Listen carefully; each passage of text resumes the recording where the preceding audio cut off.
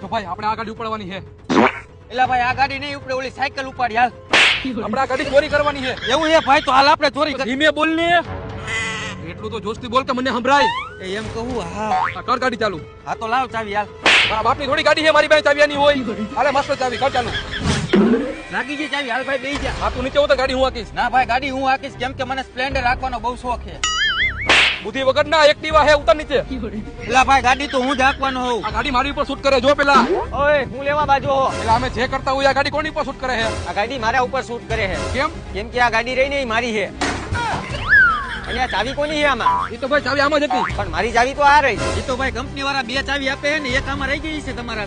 આ વાંધો નહીં, તમે બે કોણ હો? અમે ભાઈ આ જમીનના માલિક છીએ, અમે પાર્કિંગ બનાવેલું છે, તો તમે ગાડી પાર્ક કરી લાવો. 10 રૂપિયા લાવો. હા લાવો 10 રૂપિયા લાવો. તેના 10 રૂપિયા? આ બધી જમીન મારી જ છે.